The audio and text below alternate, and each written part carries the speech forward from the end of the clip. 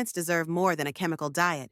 Give them the natural power of nature's living soil, packed with organic amendments and living microbes that feed the soil and fuel growth from the roots up.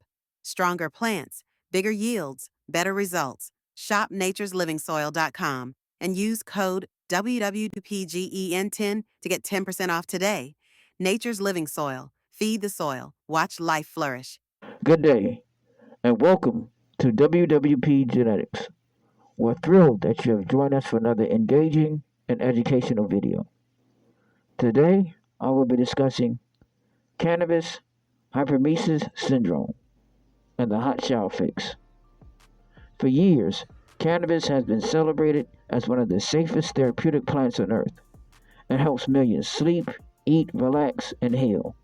But in the last decade, a strange and terrifying condition has emerged, one that seems to strike without warning. People who have used cannabis for many years suddenly find themselves violently ill, vomiting uncontrollably, unable to keep food or water down, and the only thing that brings them relief is a scorching hot shower. This condition is called Cannabis Hyperemesis syndrome, or CHS. But here's the real question. What's actually causing it? Is it the plant? Is it something being done to the plant? Is it genetics? Is it contamination?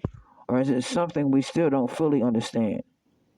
Today, we're diving deep into the science, the symptoms, the theories, the cures, and the controversies behind CHS, and why only certain cannabis users ever experience it.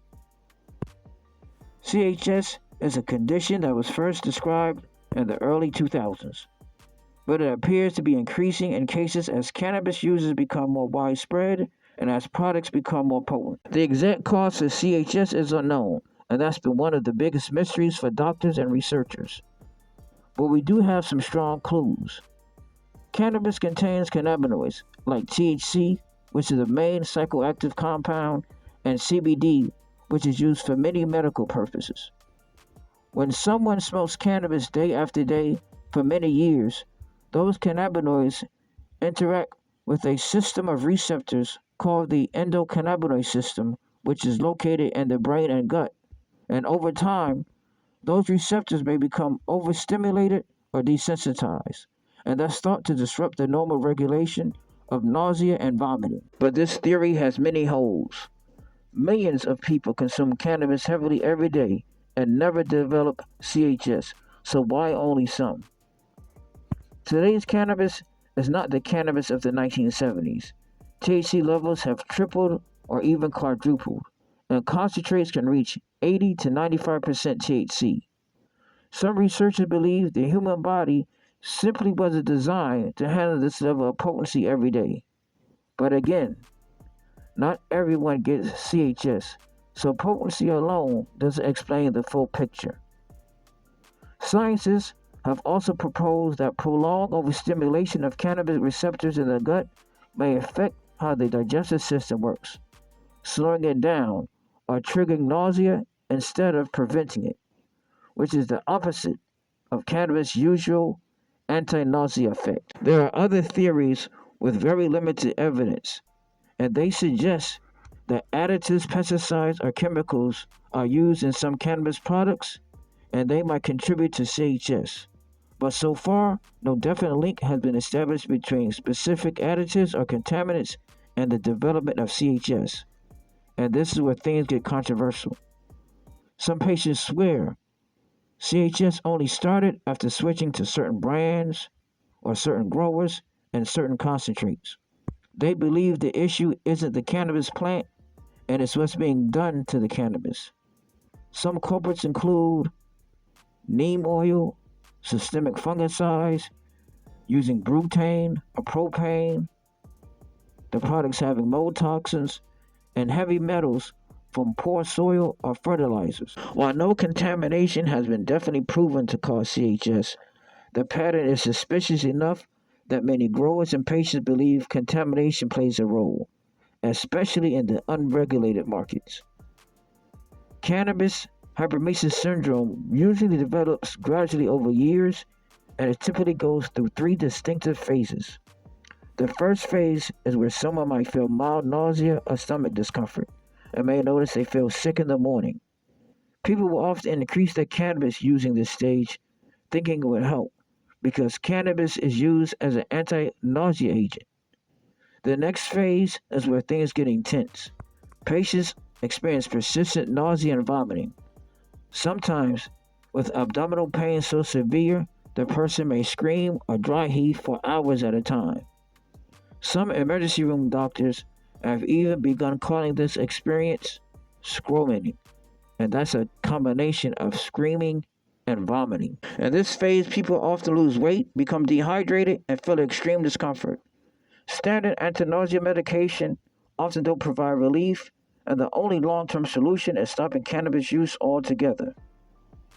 Finally, there's the recovery phase.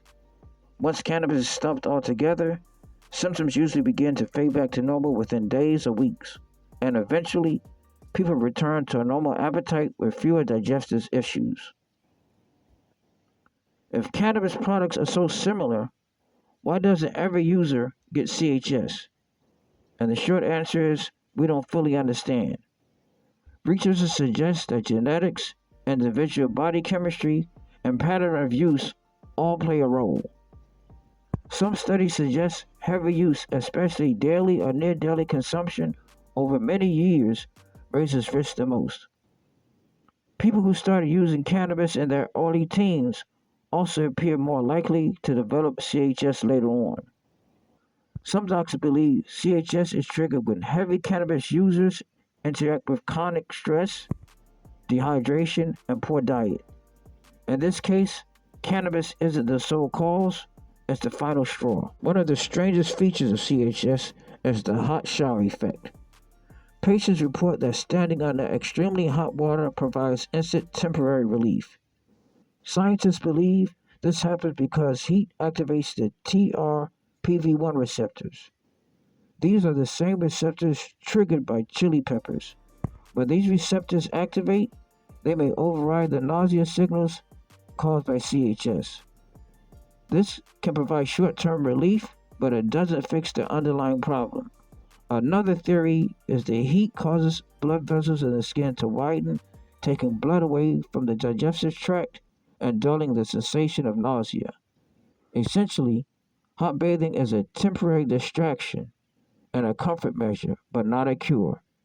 Overuse of hot baths and showers can even worsen dehydration, which is already a risk with CHS. Cannabis hyperemesis syndrome is one of the most misunderstood conditions in modern medicine. It's frightening, painful, and confusing, especially for people who have relied on cannabis for years. But here's the truth. We still don't know exactly what causes CHS. We still don't know why it affects some people and not others. And we still don't know whether the issue is cannabis itself or what is being done to the cannabis. What we do know is that CHS is real, it's increasing, and people deserve answers. If you or someone you know has experienced CHS, share your story in the comments and hit the like button. The more we talk about this, the closer we get to understanding it and perhaps preventing it. We hope you found today's video educational. Don't forget to subscribe, like, comment, and share to stay updated on our latest content. For more exciting insights, be sure to check out our brother channel at WWP Logistics.